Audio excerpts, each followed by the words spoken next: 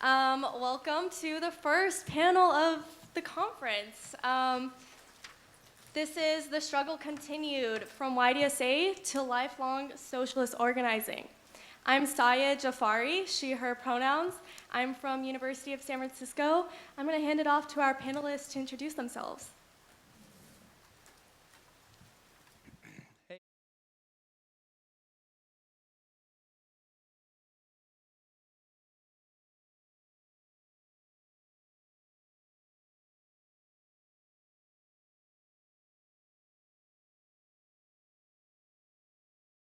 Hi, everybody. I'm David Duhalde. I'm a former staffer for DSA. I had Ann and Caleb's job once, so I definitely know how this.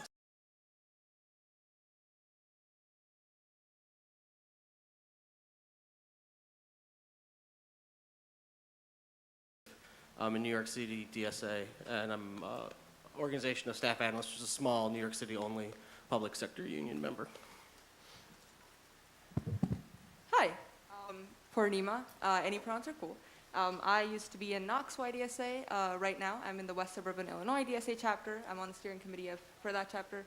I'm also on the steering committee of the Green New Deal Campaign Committee, which, quick plug, we have a launch call coming soon. So if you're interested, please look out for that.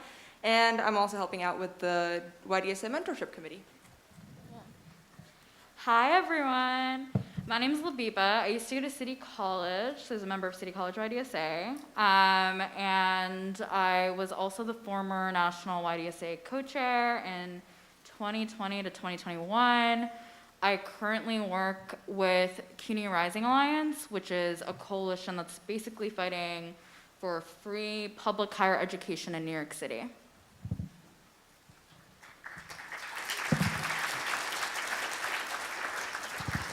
All right, let's get started. All right, how has YDSA prepared you for your current organizing?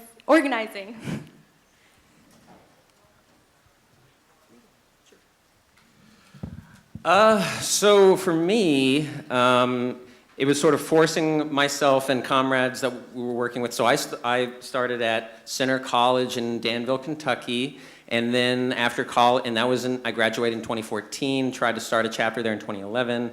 And then I helped start the UIC YDSA chapter here in Chicago. And that particular experience at UIC, it was about forcing ourselves to talk to people outside of our bubble and organize, forcing ourselves to organize, and learning how to build lasting organizational infrastructure, and learning that chapters can disappear in a single graduating class if you don't have people to come and sustain the work. And also learning how to make praxis a reality, combining political education with effective action that can make a chapter punch above its weight. So that was just learning how to do that, especially through electoral work here during the 2019 election. I would say those were some of the central parts that made the UIC chapter, well, at least at its start, really get a foothold at the campus.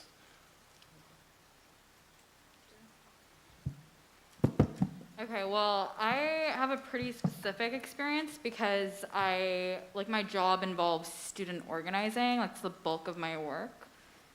So a lot of the lessons that I learned in YDSA apply to my job day to day. YDSA allowed me to understand basic organizing skills, things like the importance of one-on-ones and relationship building and organizing.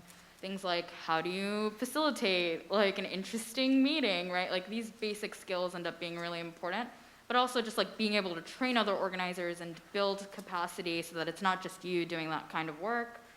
YDSA has also just shown me that there aren't really any shortcuts to this kind of work. You can't just put out an email to your 10,000 person list and expect everyone to be fully committed and militant and ready to do whatever is necessary to win your demand.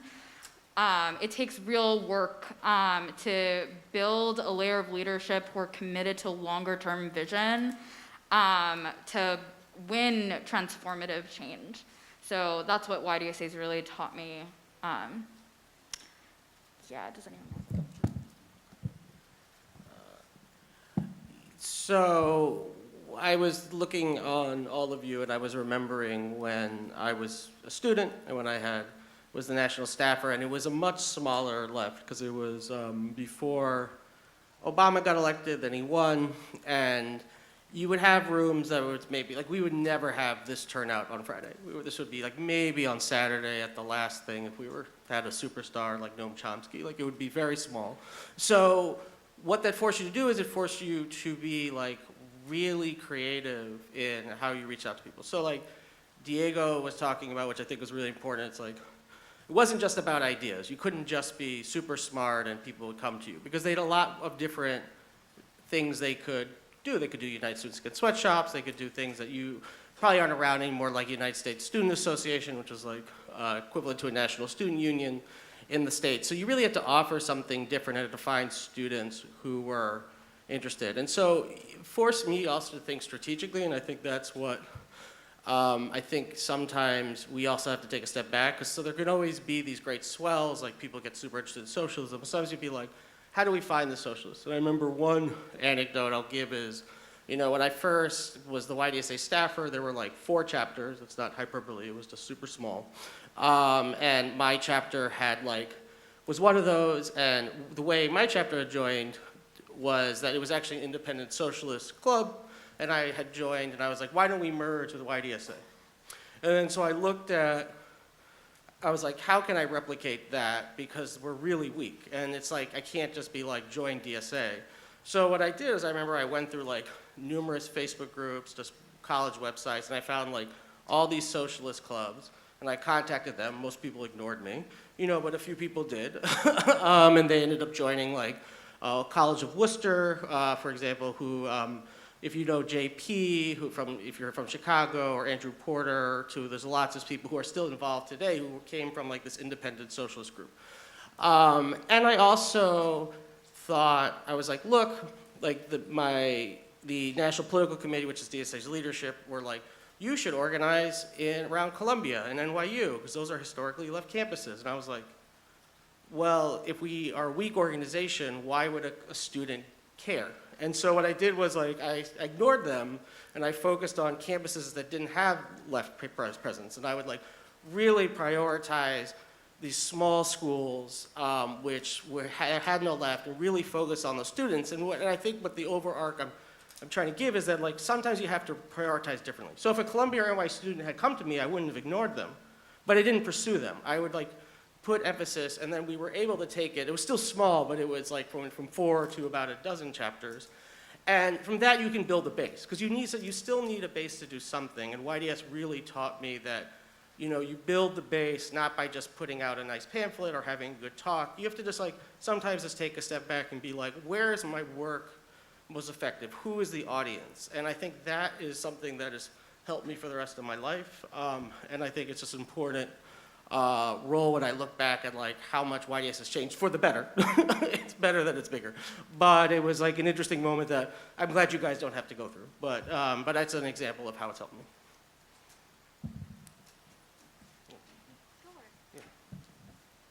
Yeah, I think similar to what everyone else has said, I think one thing we often could overlook once we move on to like a DSA chapter, right, is like the basic skills we've gained through this experience, through like just general organizing, but also workshops like and trainings like the ones that you're going to be going to tomorrow have been very helpful in just stepping into like as a new member into a DSA chapter. Like opportunities that most DSA members wouldn't have when they're first stepping into a chapter, right? But yeah, that was the most helpful. That was the biggest advantage I had as a YDSA. So how can YDSA organizing prepare us to intervene in the world and spur the activity and organization of the working class? Who would like to go first? So just picking up, well, also my pronouns are he, him. I realized I spaced on that, and I apologize. The one thing that I feel that we forget, especially the we as the socialists, because we are so active, is that most people actually don't have any day-to-day experience with democratic organization. unions are decimated, civic society is in decline, and I look back and I'm like, a lot of the things I gained from YDSA, besides the political education, which I think is important for the working class, but also just basic skills, like, how to run a meeting effectively, how to, reserve space, all this stuff, like, I'll pick on Diego, that Diego mentioned, but also, things that I remember being young and like a guy, and a self-identified man, and like, people pushing back and being like, how to make space for other people. And like, and I remember that was really important because you can go through your whole life just pleasantly unaware of like people taking up too much space, and learning how to structure a meeting democratically is like a universal skill that people really appreciate, whether it's in a socialist organization or at work, and making other people feel heard, and realizing that people don't necessarily want to speak up. And I think that it's a really incumbent as socialists, wherever you are, to organize wherever you are, and to like make people want to feel heard and make people feel safe. And I think that's something that I really wouldn't have gotten if I wasn't in YDSA.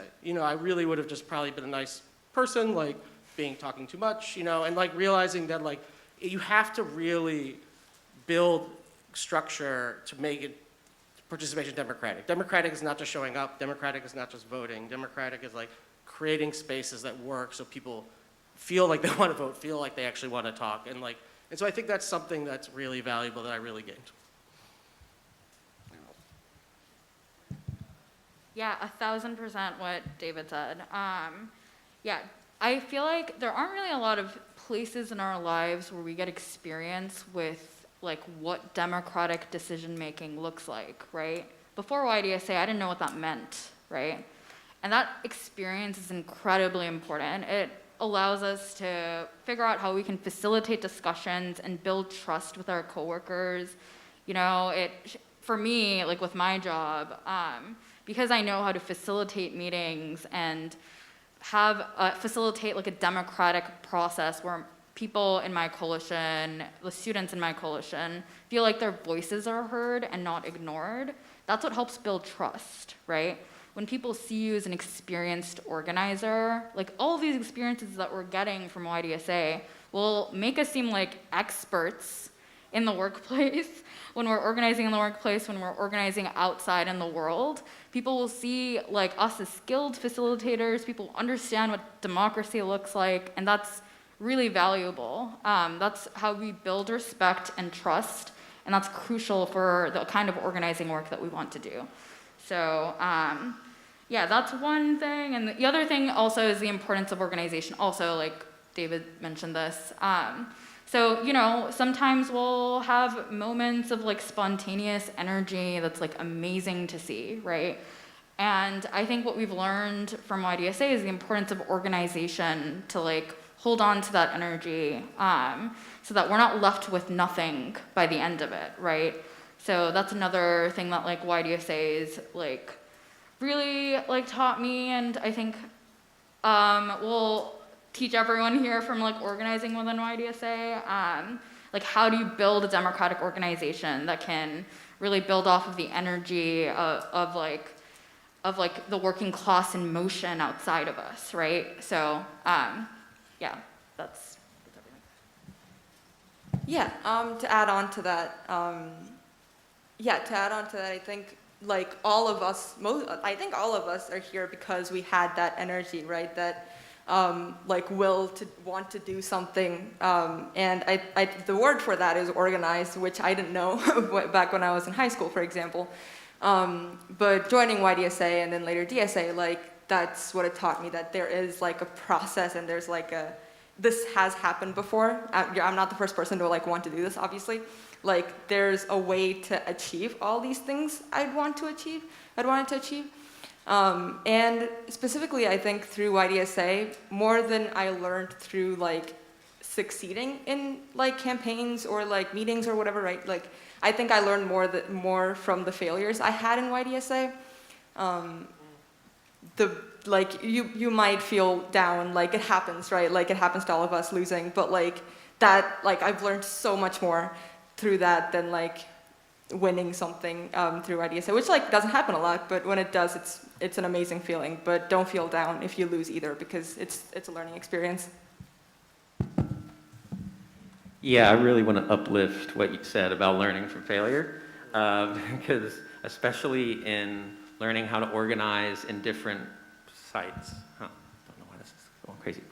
And just learning how to know, like, because when you're in an organization like YDSA and you're learning about class politics, you're learning how to analyze the institutions and that we exist in and how they are sites of struggle and how to be strategic in organizing in those sites of struggle.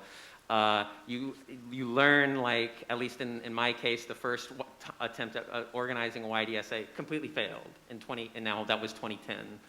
And understanding that context changes and that history changes.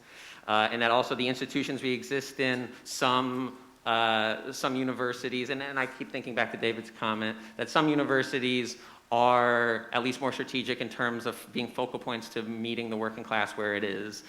And then and understanding how to have that kind of material analysis and giving yourself the tools to understand what is, how can you identify what a site of struggle is, and how can you see your institution in a really critical light to find where you can truly punch above your weight. So we often say that YDSA's role is to recruit and train lifelong socialist leaders. In your view, why is that mission so important?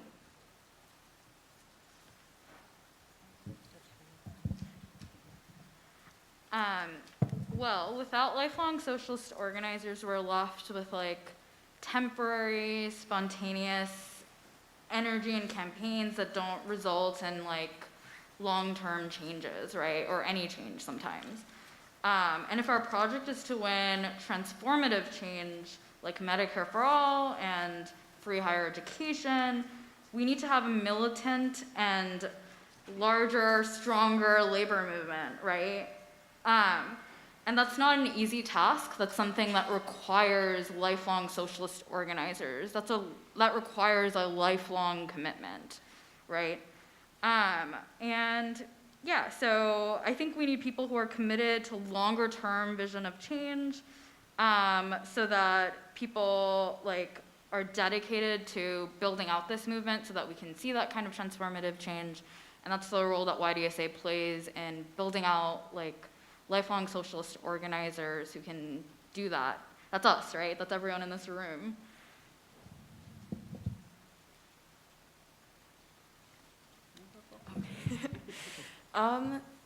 Yeah, I think like one of the biggest things I realized after college, right, like after like being out of campus for the first time, I mean, obviously it was like a long process, but once you're out, like you kind of, maybe this is because I went to a liberal arts college, but you kind of get to get outside of the bubble and then see it from the outside, and you're like, holy shit, there's so much more.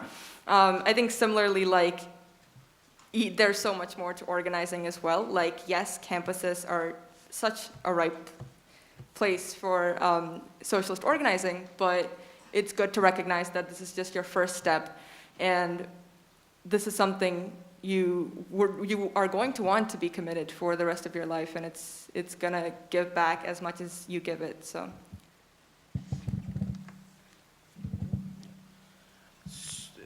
I'll just take a moment to plug Trey Cook helped make this really wonderful YDSA history that I'll be tabling with over there.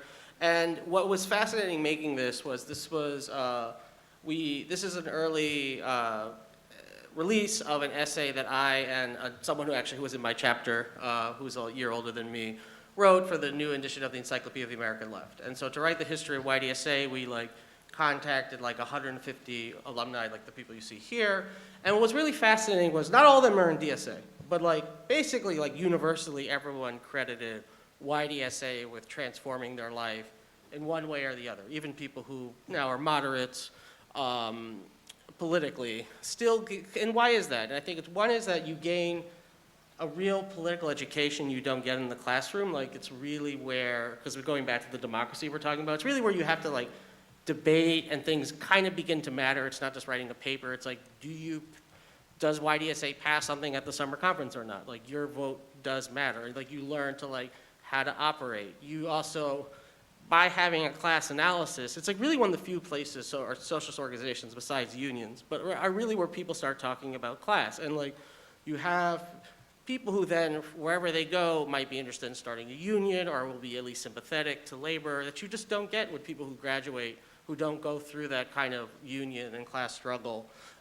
education. And I think what I'd last say about that is like people really also have a profound commitment to one another because it's a different experience. And I think because socialism is about something much more long-term, that people are not expecting the victories to happen overnight. Like people really are committed to long-term change. And I remember this, and these are when things just hit you later on. So it's like I had been the youth organizer, I had like organized plenty of people like you who are like good students, and then they like went off and they did whatever.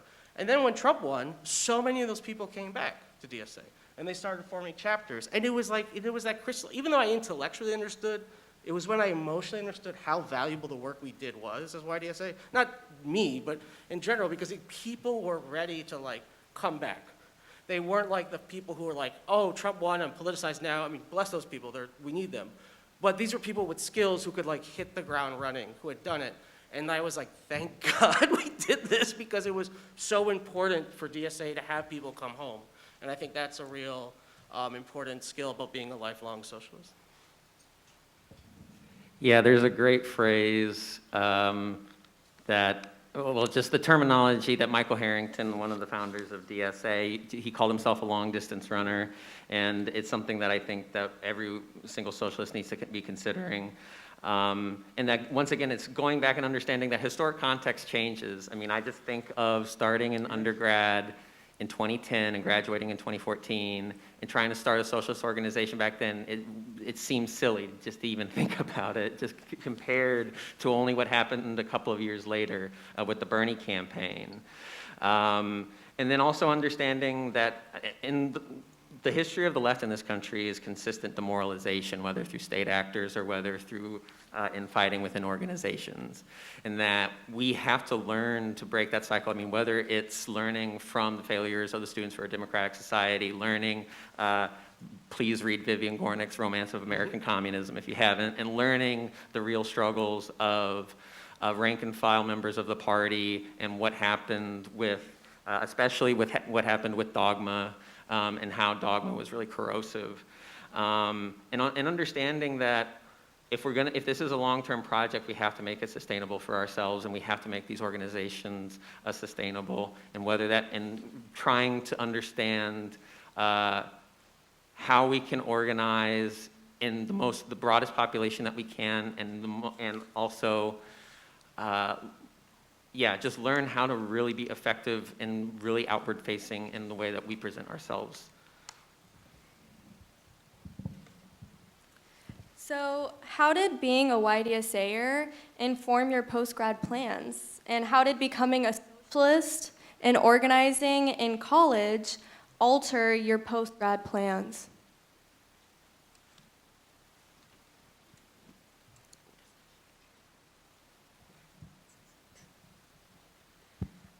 Well, before YDSA, my plan was to like go into data science, and I'm glad I didn't do that.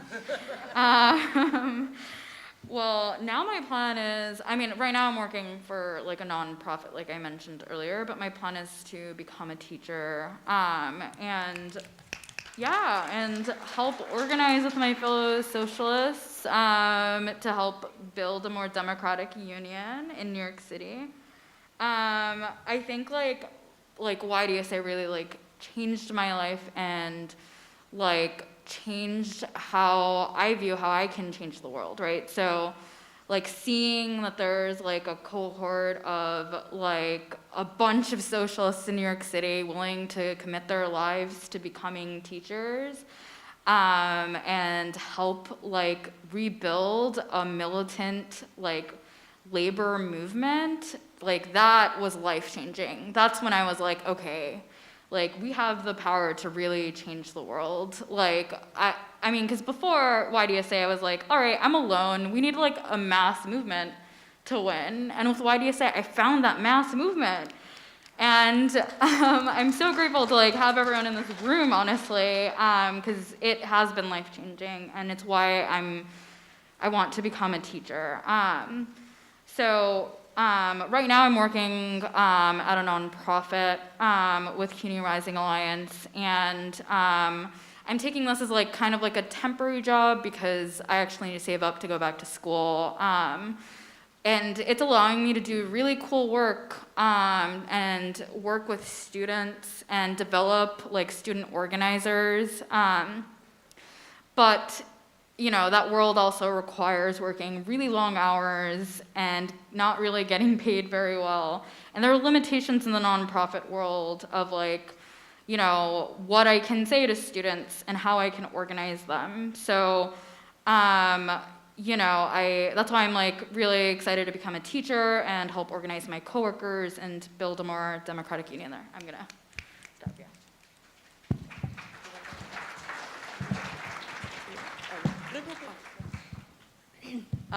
Yeah, I think, okay, I think it was interesting for me because in high school specifically, I started, because, you know, college applications, whatever, I had to rethink my whole career. I was kind of feeling like I had to choose a career where I feel like I'm doing something right. And I had to kind of rethink everything, but after I like joined YDSA and started like organizing, right, I kind of realized that no, like your job doesn't have to like be at the center of your life and your values. You can be a committed lifelong socialist, no matter what job you are working at or where you are, and that kind of like now like it makes you understand that like socialism, like the organizing can happen everywhere and should happen everywhere. So yeah, I think that's how it changed my perspective.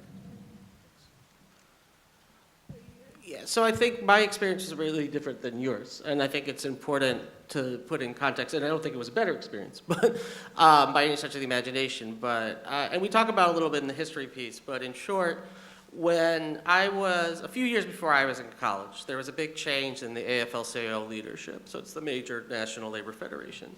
And that what trickles down is they're like, let's welcome young people into the labor movement as staffers. So people naturally are like, who are socialists at the time, when they're like, we were really taught like, the goal is to be an organizer. The goal is to get a staff job. The goal is not to become a union member. I mean, we viewed that very centrally as our role in the workers' movement. And it was very interesting because it kind of like people did on to go good things, but you realize that people, whether the union was good or not, being a union staffer is so encompassing. It's such a hard job that people just didn't have time for DSA. And to a certain extent, we were like victims of our own success. We were like, we're adjacent to this victory against this very conservative leadership, and then we're like funneling people away from DSA without intentions. And what also, which we kind of talk about here, which is interesting too, is like United Students Against Sweatshop had 200 chapters, and it was, so we were also, people also didn't view DSA as it once had as like central to campus labor work.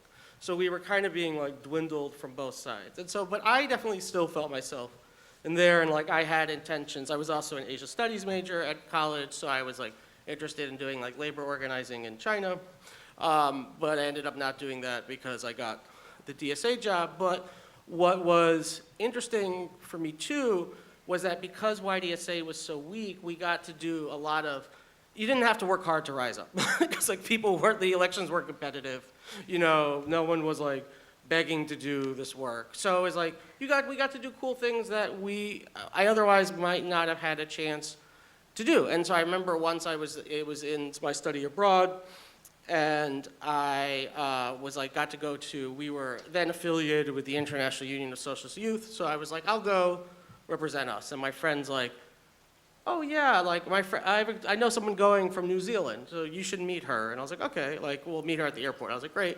And she's the Prime Minister of New Zealand now. You know, it was just surreal. So we got to do these cool things, but then you also realized, so at the time, I'm not telling you the name drop, but at the time it's like you could give yourself this inflated sense of importance and be like, I'm part of this global thing, and then have very little to show for it in the States. And so I think that what I saw was I saw a lot of my friends like go into labor, go into nonprofit work, get super burnt out.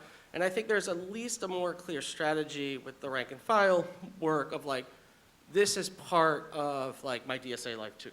And I remember like an older comrade saying that too, where he worked at SEIU, and he's like, if this was Germany, me being part of the union would be the same thing as being part of the party, the Social Democratic Party, which would be same thing. So my life would be intertwined. And so I think it's like finding that balance. So like it was so part of the reason I worked for DSA, and I'll end that, was because it led me to stay involved in DSA, because it was so hard for young people to do that. And we'll talk about the graduation in a second, so I won't go into that. But I mean, it was really what kept me around, because it was the only way I felt I could really be dedicating my time to socialism full time, which I don't think is an issue as much anymore, but is worth just saying out loud. Yeah, I think being in YDSA and joining DSA in the early 2010s, it changed how I saw college. It made me understand that if you're looking at this from a class perspective, that the majority of people in the country aren't graduates, and that you have to keep that into perspective when you're doing organizing, particularly on campuses. And it also made me open up to different organizing experiences. I mean, whether it was trying to be a SALT for Unite Here Local 1 when I first moved here, or whether it was working with and volunteering as part of the local independent political organization in my ward years ago. It just opened me up to knowing that there is a left ecosystem, that there is an organizing ecosystem, even if people don't call themselves socialists necessarily, and that a lot of those folks are people that organizations like DSA need to be talking to.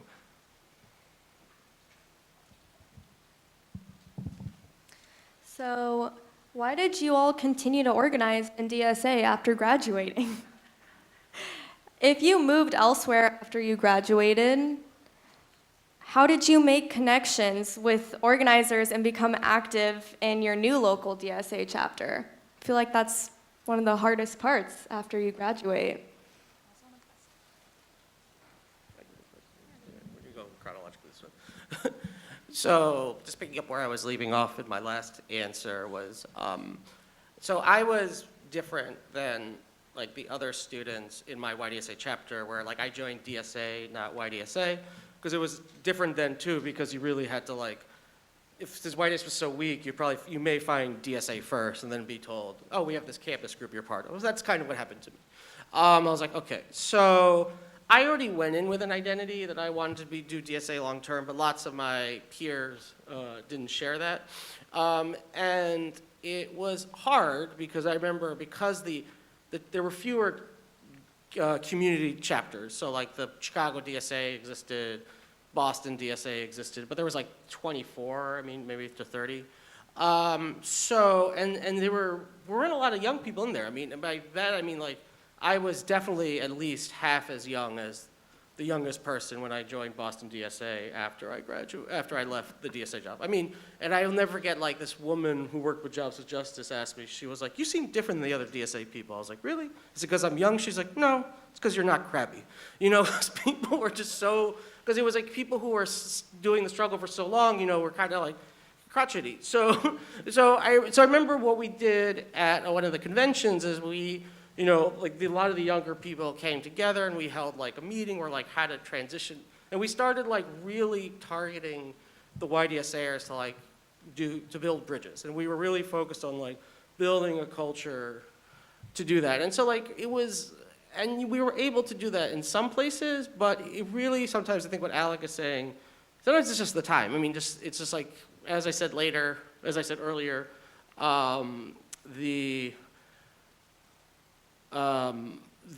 sorry, I just got a space. Sometimes you're just building cadre, you know, who are people who are ready, who have the skills, like, to come back at a different time. And sometimes you're building the people to do it now. And so we were able to, you know, there were some people like me who was able to join the chapter, other people like in Providence or in Philly were restarting groups. And you had to kind of take it differently because we still had, like, even though it was a small organization, you still have these cities with hundreds of members. Like, I think Sin is from Berkeley. I mean, Berkeley must have still had several hundred members, even if it has no real chapter. So you have to kind of figure out ways to do that. And so one thing we did, which we actually developed, it's okay? Okay. When I was on the National Political Committee after was, which we never do now because there's so much energy, but we actually finally were like, what do we do?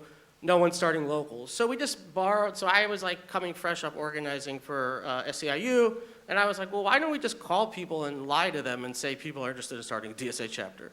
And that's what we did, you know what I mean? Because that's what union organizers, always you go door to door and you're like, people in your job are interested in forming a union, which sometimes there's no one there, and they always have like a backup name if they ever ask who, but not enough, so few people ask who, so it always ends up working out. So I remember we just called through Seattle, so we ended up working in Seattle DSA. It was so funny, we just like lied to people. I feel bad saying it, but it was organized. We're like, there are Seattle DSA members who want to start a chapter. They're like, really? That's great. And then we like found the person who was competent enough to organize a meeting, who like still didn't ask enough questions to figure out who was the other person interested.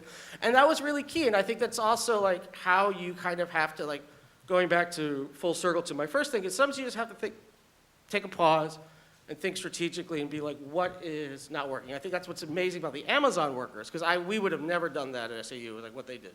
You know, maybe it's a fluke, maybe it's not. We'll see. You know, it's hard to know. And I'm not doing that to take anything away from them. It's just so incredible because, like, when I was at SEIU, you know, we had an agreement with the company, and we still didn't go to the election without 60% people signing cards. I mean, it was just like, because you were just so worried about losing people, you know, even in a neutrality agreement.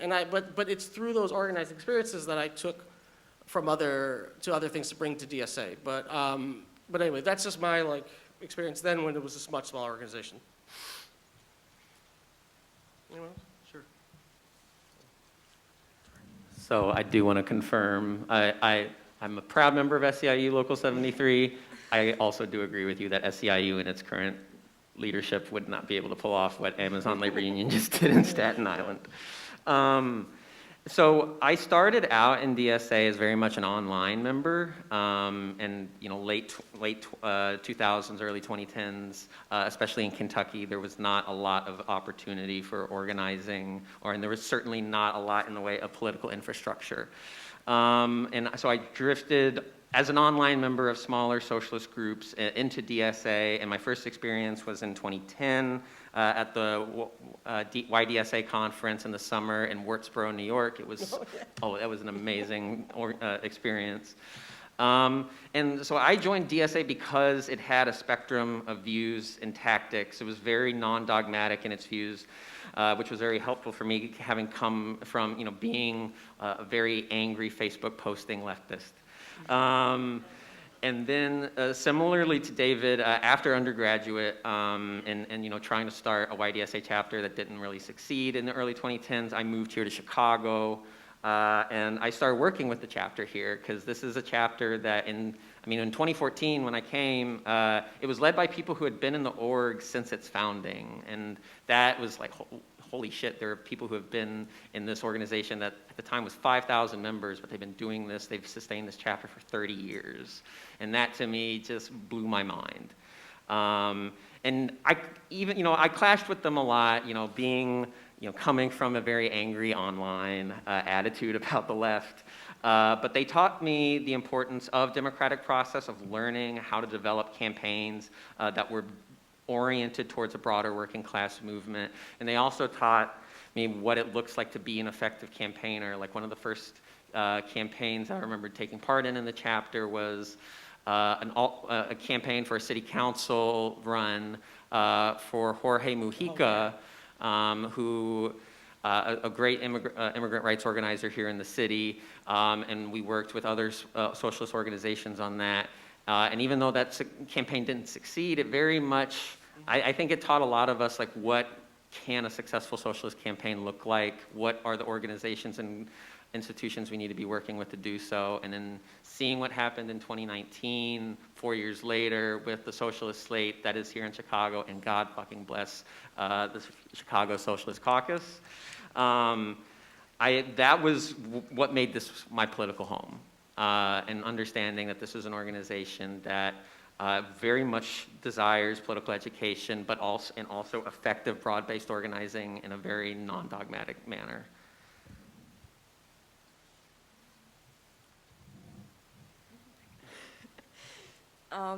Yeah, I think mine was the opposite. I actually got introduced to DSA, DSA through YDSA. So my first experience organizing with national DSA and then my DSA chapter was actually with the PRO Act campaign. When this was around the time I was actually trying to take a step back from my YDSA chapter. And luckily, I found, luckily at the same time, one of our first biggest national campaigns was starting up. So I got to phone bank for the PRO Act, and then I hosted a smaller phone bank for my chapter, and that's how I got involved. And lucky for me, I got to make these connections before I left my YDSA chapter, so that did make my transition a lot easier. Although, like, I'm still at a weird point because it hasn't been too long. It's only been like a year or so since I was organized with my YDSA chapter. So it's still weird not having your comrades around you, like, at all times, right? Going to the caf, eating together, just hanging out, chatting. Especially because my chapter is huge. It covers all of the suburbs in Chicago, like right next to Chicago. So yeah, and then my JNDCC comrades are, all across the country. So it's just weird not having them like close to me. But every once in a while I get on a call with them and feel, at home again. Feel like remember why we're all doing this and all that. I think right now I'm sort of at a point where I'm like realizing that organizing is going to look different at different points in my life.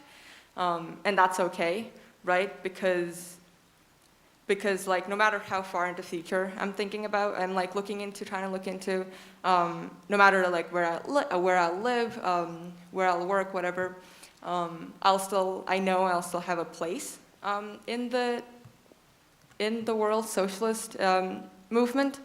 And I'm really grateful for YDSA and DSA because I wouldn't have felt that way if it weren't for this organization. But yeah, so, and also, like, I think going back to the point that I started at YDSA, no matter how, what kind of organizing I'm going to be doing in the future, YDSA is still going to have a special place in my heart because this is where I started. Cool. So I'm still in DSA for a pretty simple reason. I want us to win Medicare for all. I want us to win housing for everyone, right? I want us to win this like beautiful future that we all, I think, really believe in. And the only way to do that is for us to commit our lives to this movement, right? Also, I do want to shout out the Chicago Teachers Union. We're in their hall right now. I'm in DSA because of the Chicago Teachers Union. They showed me what it takes to really bring in thousands of people, right, into our movement. What it looks like to really have a militant, multiracial, working class movement, right? When I came to do strike support with some NYC YDSAers in Chicago, we saw tens of thousands of people taking over the streets of Chicago.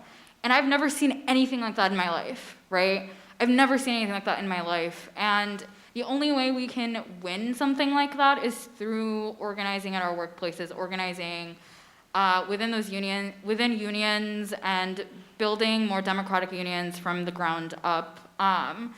And seeing that that's possible because of the Chicago Teachers Union is why I'm still in DSA, because I know that the comrades here tonight, right, we're the ones who are going to make it happen. We're going to bring that movement I saw on the streets of Chicago to every city in the United States. We're going to bring that movement to New York City. We're going to bring it to Texas. We're going to bring it everywhere. We're going to bring a democratic, militant labor movement to the entire country. And that's why I'm still in DSA.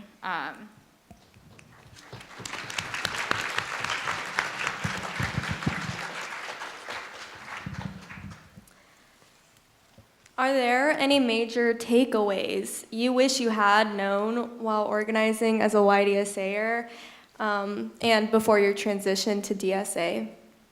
Did anything surprise you as a YDSAer when you moved to DSA?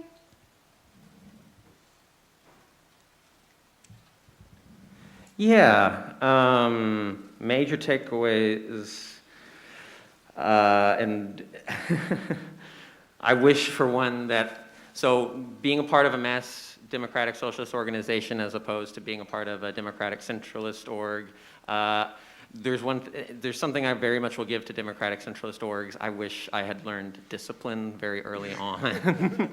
And I wish that I had learned much more in the way of effective organizing, especially when so much of organizing is relegated to online, and now in the aftermath of COVID, that being so relevant. I guess what's the other thing that understanding changing into a changing from YDSA to DSA, joining the Chicago chapter, and understanding the importance of democratic decision-making, and understanding that structure really does matter, and the way that you structure these organizations can really have an impact on the culture of your chapter.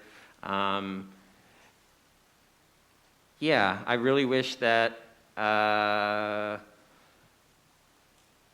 and also I wish that, like, when I was still in school in Kentucky, that back then there was no DSA chapter in Louisville, there was no DSA chapter in Lexington.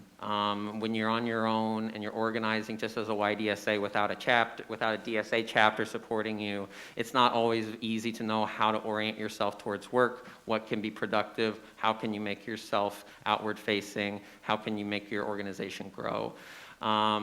And I think that the organization has just grown so much that it's not to say that all those problems have dissipated, because of course there are still issues in organizing within YDSA, but there are so many resources now in YDSA that help chapters that are just starting out to really get their feet wet, to get off the ground, and to really make themselves effective entities.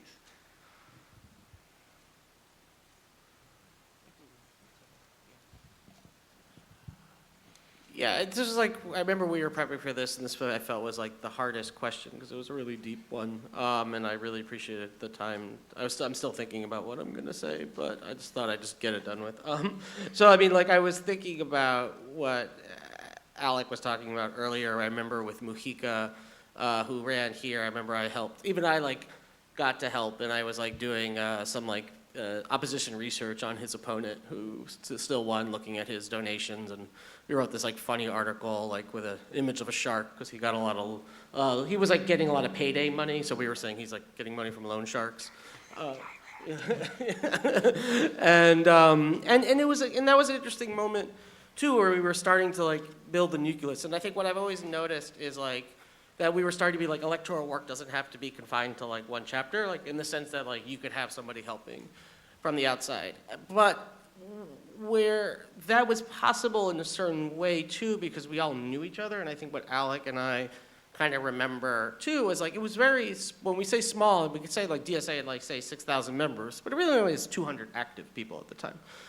And so people really know each other, and the fights are different. And I remember being at a national political committee meeting, and these two people, members, one God rest his soul, were fighting. And I remember like going to another leader, I was like, is this real fights or family fights? And he goes, it's family fights. And it's like, because people just have these recurring beefs that like, you kind of just like learn to work around.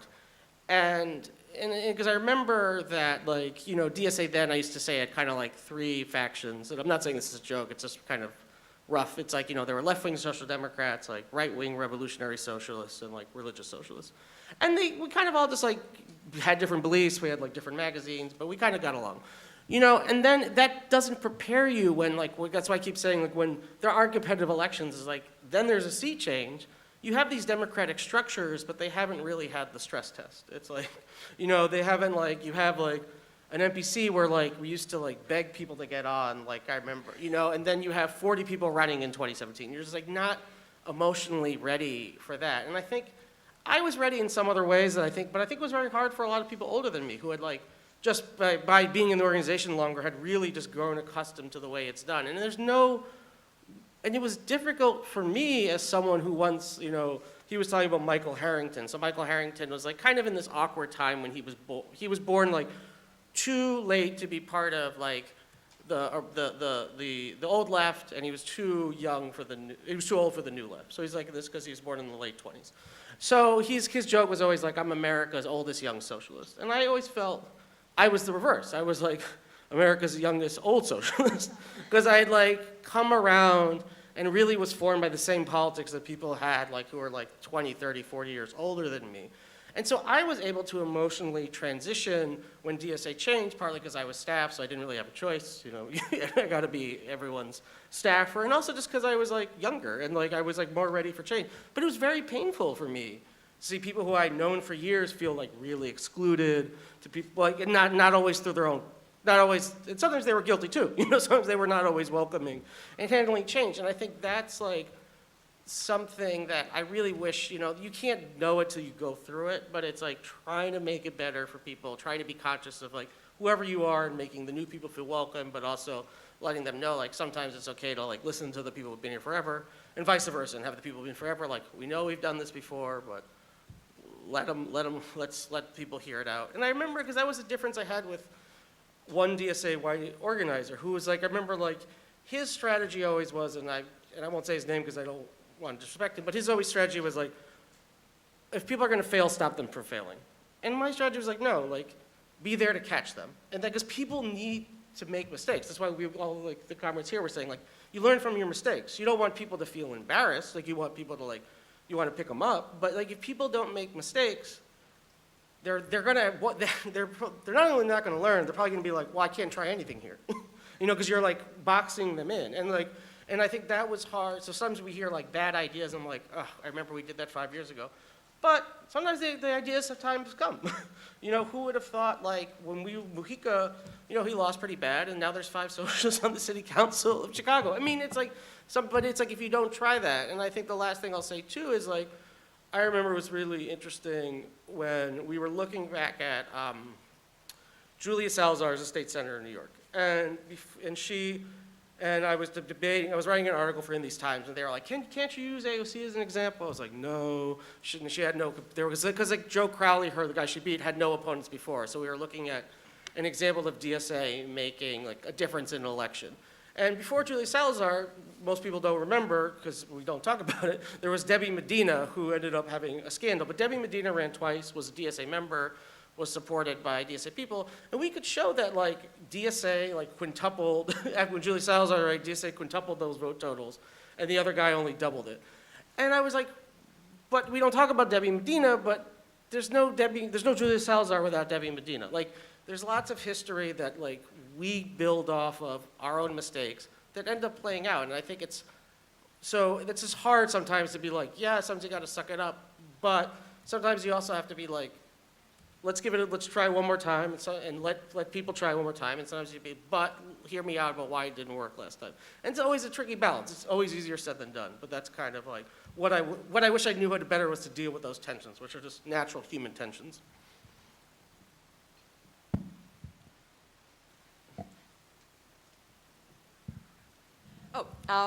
Yeah, mine's, I thought of a very specific example, honestly. I think one thing I wish I'd focused more on, like learning and practicing, was just organizing conversations.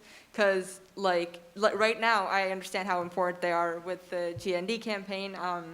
I've been having to make a lot of recruiting calls, or like organizing conversations. And like, now I feel more comfortable with it, but I wish I had that practice before. Because when I was in YDSA, and I've like been to these trainings about organizing conversations, like I understood the point of it, but like I don't know if it's just me, but it's very awkward to do that with your YDSA comrades, because like they're your friends and everything. And it's awkward, but like it's super worth it. Please, like, so like that would be my one thing I'd wished I'd practiced more, because that's not something I'd like thought was that important, and until like I came into DSA. I don't really know where to start with this question. It's just really, okay, I'm gonna try my best. So, like, I was pretty lucky in that, like, I was involved with, my DSA chapter while I was in YDSA, so I was more familiar with the people there. And so the transition wasn't so crazy, right? Like, and a part of that is like just me living in New York City, where we're in like such a like big chapter that's like constantly doing work that anyone can plug into. But in terms of like what I've just learned organizing beyond YDSA, I think like just like stuff about coalition building, so like I could talk about my job maybe in specifically because I feel like while I was in YDSA, I was very much like just focused on recruiting socialist organizers, and that's really important, and we've talked about why that's important. But my jobs allowed me to like reach like thousands of working class like people of color in New York City and the CUNY system, and people like the students that I work with maybe don't consider themselves socialists, but they're committed to doing like whatever's necessary to help us win New Deal for CUNY, help us win free college in New York City. So I guess what I've learned and what's kind of surprised me is like, maybe someone will identify themselves as a libertarian or like even be self-proclaimed capitalists, whatever that means. But like they're still somehow like committed to like winning like New Deal for CUNY, winning these social democratic demands. And what I'm learning is like they're learning through organizing around this campaign. So that's something that I'm learning, and it's been exciting being able to reach like really like a massive audience like through this campaign. And yeah, I don't I feel like there's so much more I could go into, but I think that I'll leave it at that for now. Yeah, just to add on to that, I think I got reminded of like that transition between YDSA and DSA, right?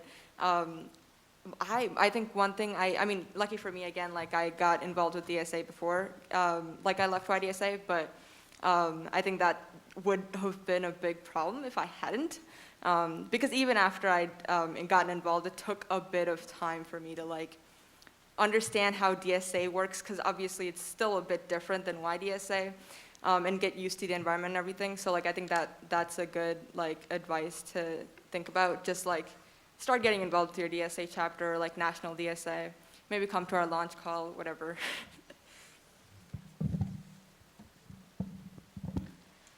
So what is the impact that YDSA has had in building the left ecosystem? It's pretty broad.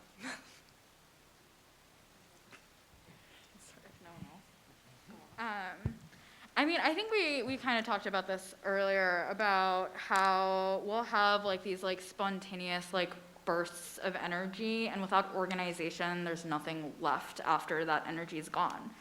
And I think like YDSA and DSA has really captured the energy that like honestly like Bernie brought to the US, right? He like really put the working class in motion and brought in millions back into politics. And YDSA was a place for like students to come and do more, right? And like continue to organize on their campuses and learn like how to organize on their campus and get the skills they need to be dedicated lifelong socialists. So I think that's like the role that YDSA has played in the broader left movement. I may have more to say later, but yeah, we've brought organization to this energy.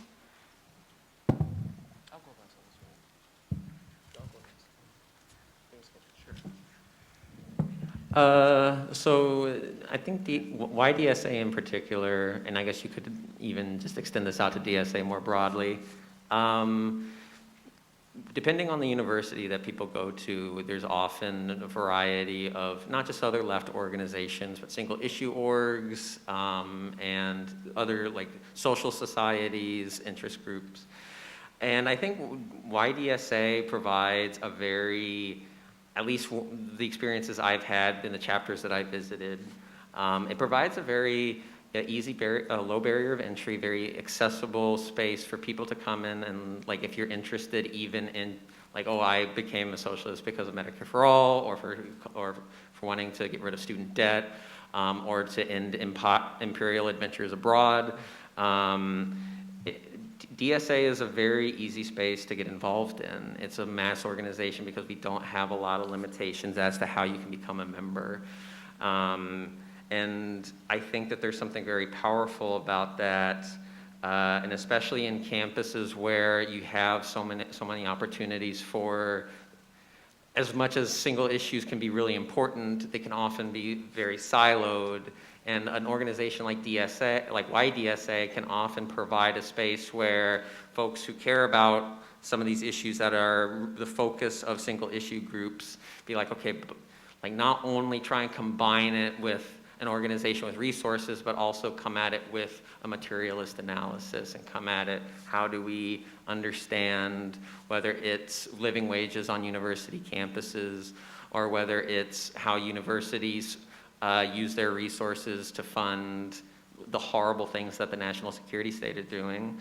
How can this democratic organization operate in an effective, impactful way that punches above our weight? And that, for me, like, the concept of punching above our weight, and making sure that we can really make an impact, even if a chapter of 20 people can make a huge difference, even on a university campus of 40,000 people. Yeah, I mean, I'll talk a little bit about the history piece that I co-wrote, because it kind of made me think a lot about seeing the impact in different ways. And I think, like, we can be ecumenical and stretch the definition a little bit, but I mean, it's always important to remember Bernie Sanders was in the Young People's Socialist League, which is like the YDSA of its time. We're not a direct descendant of that for historic reasons, but it's not a coincidence that he's someone who got a socialist education in a formal group and then went on, doesn't stay involved as a dues-paying member of socialist organizations, but really carries that with him, and it affects the work, and it changed the political trajectory. And it was really going through, so some of the pictures you'll see in here are like from like secretary treasurers of major international unions who were like in YDSA, either as a staffer or the NEC, NCC, and that's impressive. I mean, it's impressive that you have an organization that's very small, I mean, relative to the population of the US, that produces people who go on to be leaders, but also people who are just rank and file folks who are going to be doing good work. And you can't underestimate, too, what I think Alec is talking about with, like, bringing the class analysis to other students, especially in coalition work. And I always think about the time when I was like a junior at Bowdoin, and this is obviously dating me, so it's like there was like an anti-gay ballot measure, which they were worried would, if it won, would like be if they were worried about the opponents were against gay marriage because gay marriage wasn't legal in Maine yet, but if it was defeated, it would be kind of a victory for the pro-LGBTQ community because it was anti-gay ballot measure.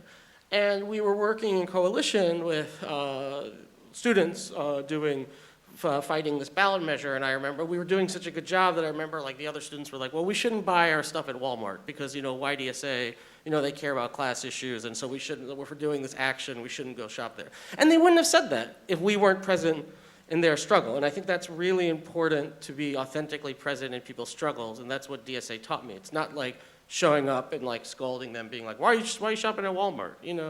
It's like that wouldn't have worked, but it was like being there.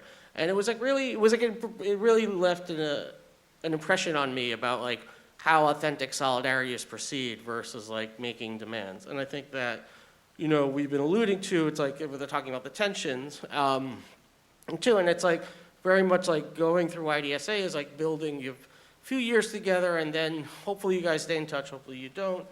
But you really will learn the democratic skills to build, and I think that lots of people, it's just always fascinating for me to connect with YDS alumni, what they're doing now, and it's like people are just doing incredible incredible work. And they just like, it really is left with them. So I think it's like really make the most of your time at YDSA, like be super involved, maybe run for the NCC even if you lose, like it's still a great experience, like join a committee, because it's one of those great times where like your work can be meaningful, where the stakes are a little lower. So it's like, and it's a great way where you learn skills. And I think about all the skills I learned, and a lot of people, and I'll never get this one guy, I'll end on this, was looking at these 150 alumni surveys, and this guy's like a PhD teaching at Oxford or Cambridge or someplace fancy, and he's like, my political education was in the DSAU section.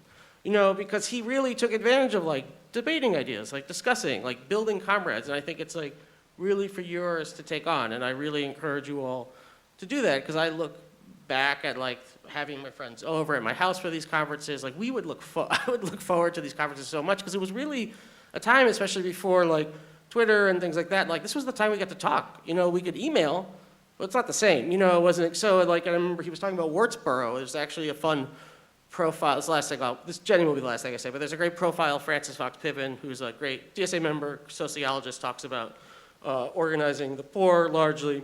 And one of the lines in the thing talks about like how she would go to the YDSA conferences in Wurtzboro, and it was only a few people, but we would like wait for her, because this was like the few times we got to be with these like other older comrades, and like there's be a few dozen of us, and we just have the bonfires, we play wiffle ball, and I just can't like, those are like really valuable memories that like you stay with you, but it's like, but also sustain, like those relationships sustain doing the work later that we did, like to build a commit, to do these committee work, to do other great projects. And so I just really encourage you to, you know, step up and take advantage of this weekend to really make new friends. You know, you never know.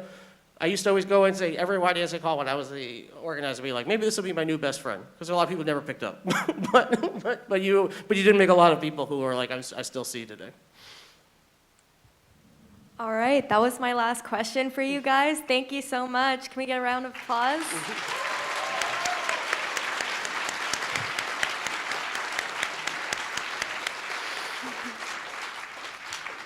So now we're going to move into the Q&A portion. We have a mic right here. Questions? Yeah.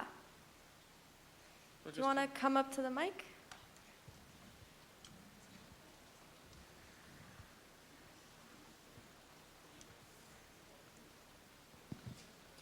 How's it going, guys? My name's Matthew Brown. I'm with the East Tennessee State University, YDSA. My question for you guys, coming from Appalachia, my dad's side of the family fought in the Cold Wars in Harlan County. And I've been and seen a lot of rural poverty in the mountains.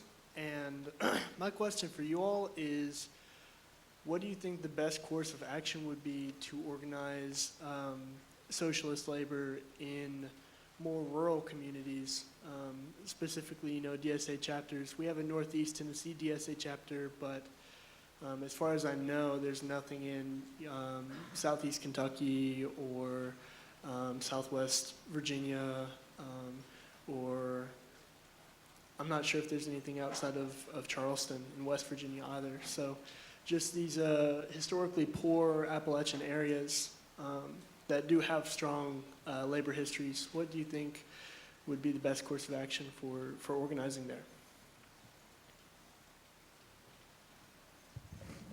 Well, first of all, thank you so much for coming to the conference. And so you know, I'm originally from Louisville and Elizabethtown, Kentucky. Not exactly Appalachia, but more central Kentucky. You know, I'm a firm believer in what's known as the rank and file strategy in labor. And so trying to work within existing labor unions in order to create reform caucuses, radical caucuses that can help change the trajectory and help radicalize your coworkers. Not dissimilar to what happened to the Chicago Teachers Union. And you know, Kentucky was one of the last holdouts for right to work until only the past decade, and it's one of the most heartbreaking things, is the political trajectory of Kentucky. But I'd say that in every community, there's still a post office. There's usually a UPS delivery.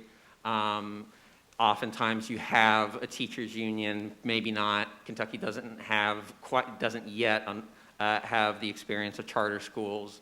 So you do have existing labor infrastructure there, as well as the old United Mine Workers Union halls, which unfortunately, as much as that union has a wonderful history, it now just serves as mostly retirement service.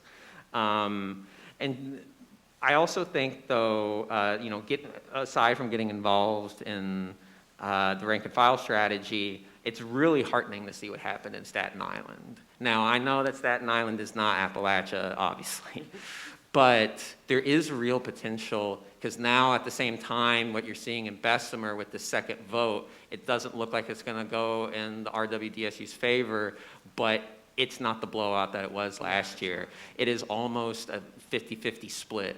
And it means that there is real agitation and that people are wanting to join this because they don't have empowerment. In just getting involved in the DSA chapter and trying to build local DSA or infrastructure, trying to do political education in particular in as accessible a way as possible. At least that's just some of my thoughts, but seriously, thank you so much for coming, especially and talking about the issues in Appalachia.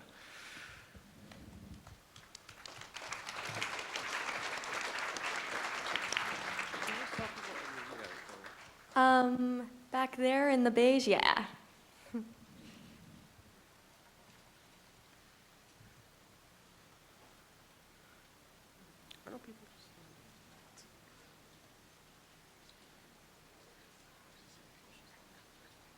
Hello, thank you so much for giving your talk tonight. My name's Hunter Cohen. I'm from UMass Amherst. Well, can we hear from our Massachusetts comrades out here? Come on. There we go.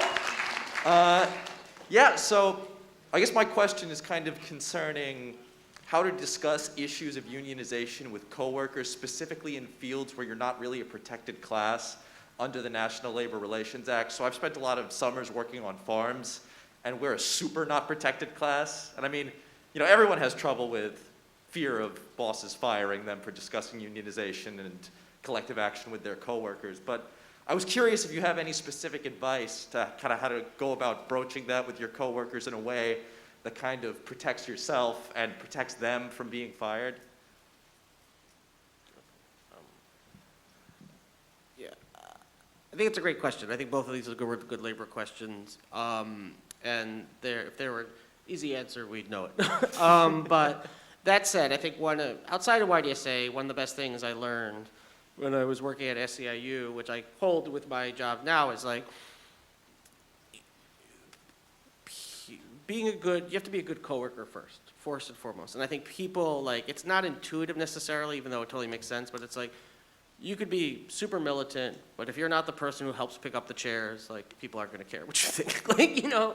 And so I think it's about showing that you are a good coworker, comrade, however you want to put it, I think enables people to be more comfortable than to have those discussions. Because I did notice you said, like, you know, it's not everything is protected by the National Labor Relations Act, but I'll never forget even learning, like, when I was much older than you all, even though I was a labor activist, you know, like, even if you're not in the union, if like two workers go to the boss with something, it's like, has different protections than if one person does it. Like, it's just the way labor law said it, because it becomes like, I don't know what the fancy term is, but it's like, you know, it's a joint action. So they're like two people. So you have much more protections that I had no idea. You know, I think so it's important, but you have to build those relationships first. And I think that's what I would focus on doing, because there's still a lot you can do without a union. I think there's stuff like that. There's stuff like building community support. And I think that would have been my answer I would have given to you.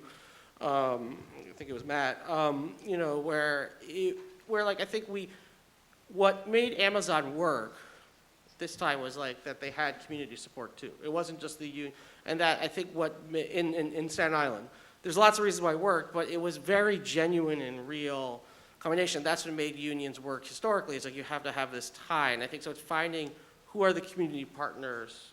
That would be my answer for you. And then who are the group of coworkers, figure out what are like the labor actions, who are outside partners too, who can like shame the business. Because there's like, sometimes that's a good thing too, is just to have outside people shaming it. So that's where I am.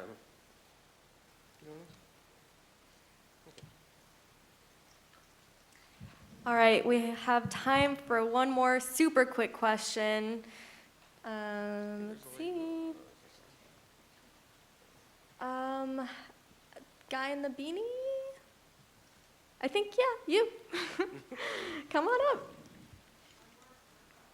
I think this one for sure. Don't know about that one.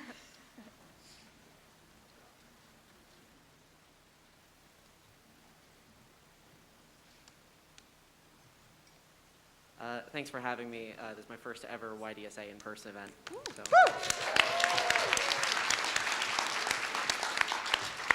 My name is Grayson. I'm from Temple University in Philadelphia.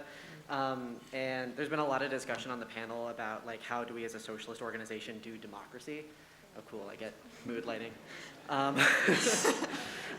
Like how do we build like healthy democratic discussion and debate, because we're like always going to disagree on like how to win socialism, but that's always what we want.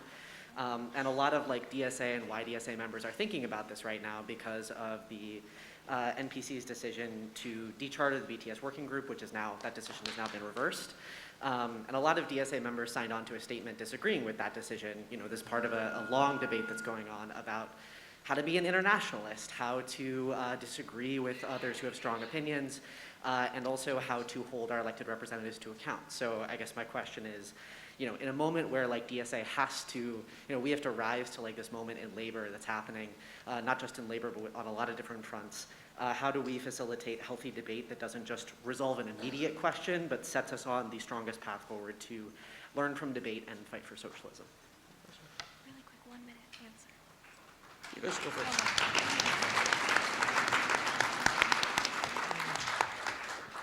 Yeah, that's a great question, because like even in DSA, as big as we are, I think one of the things people bring up is that we've grown too fast, right? Which is a great problem to have, but part of the problem with that is we are still figuring out how to have these conversations, how to have this healthy debate, right?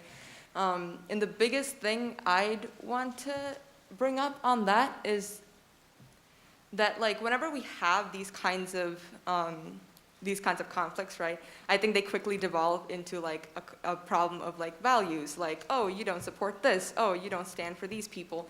But I think like how we can have a constructive conversation about all of this is by recognizing that it's a difference of like how we want to get there, right? Like how different ways of like organizing, right? I think recognizing that and like talking about, oh, these are your tactics, these are tactics that you think are important, these are tactics that I think are important. This is why like I would push for this specific tactic that I support is a better way to have that conversation than just like attacking your fellow comrades, being like, oh, you don't support these certain groups of people, which just isn't fair, because we all do. Because I don't think there's a DSA member that isn't an anti-Zionist, right? That doesn't stand for a free Palestine, and it's important to like recognize that.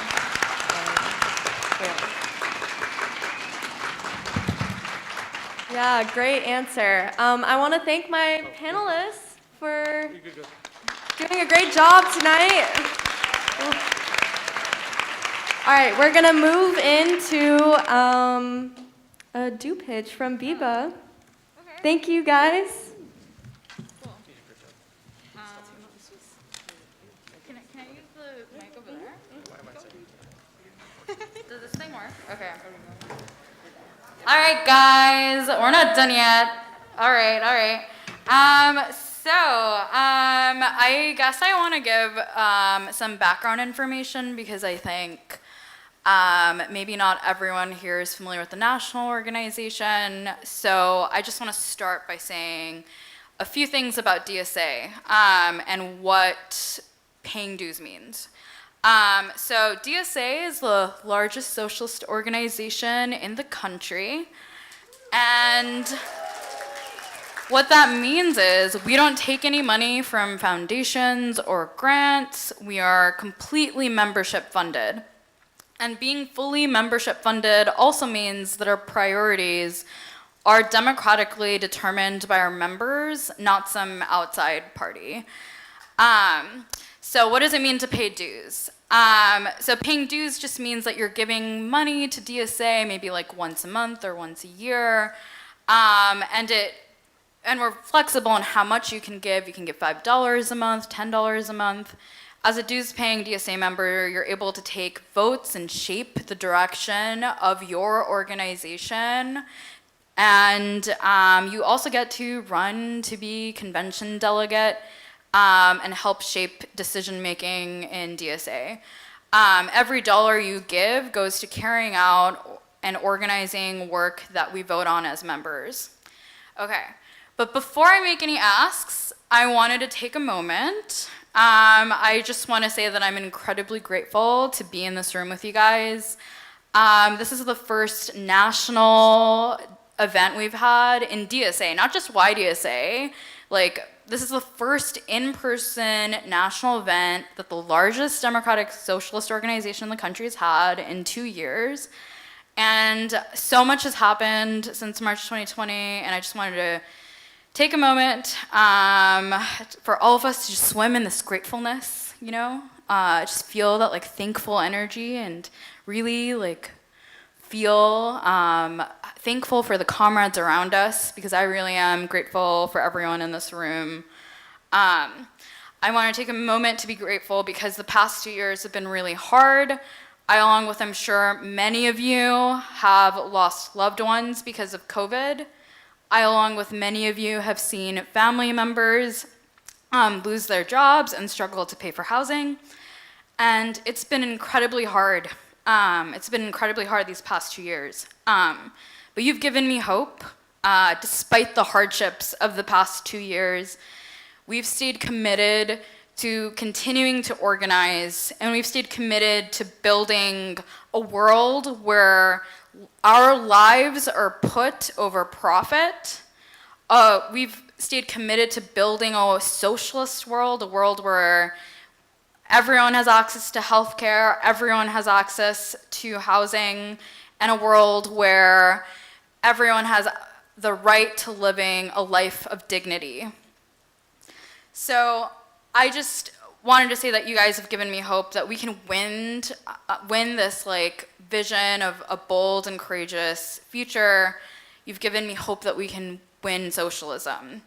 So if I feel like everyone is in this room for a reason, can everyone just give me a show of hands? Who here believes that we can win socialism? Who here believes that we can win Medicare for all? Who here believes we can win housing for all? All right, every single hand in this room is up. Look around. This is the kind of energy that can change the world. I want you guys to make that energy into action. If you're raising your hand, if you raised your hand just now, I want you to commit to paying dues to your organization and help shape the future of the socialist movement.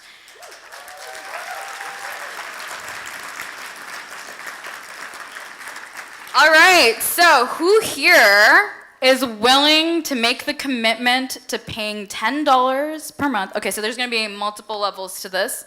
But the first ask here is, who here is willing to make the commitment of paying $10 per month to help build the largest socialist organization in the country? Stand up if you're willing to make that commitment. Stand up if you're willing to make that commitment to help paying $10 per month. Yeah, look at that, comrades! All right, we got 1, 2, 3, 4, 5, 6, so many I can't even count. Oh my God, that's amazing. Okay, well you guys, that link over there is how you can commit to paying $10 per month. Now the next task, I know $10 per month can be a bit much for some of us as students. So the next ask is, who here can commit to paying $5 per month? Yeah? All right. Yeah, that's right. This is how we win socialism. This is how we build our organization. All right. Now, last ask. If you can't do $5 per month, there's another option. It's a little more affordable. Who here is willing to pay $20 per year? It's like $2. Yeah. All right. Well, okay. Okay, awesome. So if you stood up, you can use the link on the screen to pay dues. and become a dues-paying DSA member, dues-paying member of the largest socialist organization in the country and help shape the future of the left. Thank you, guys. Okay.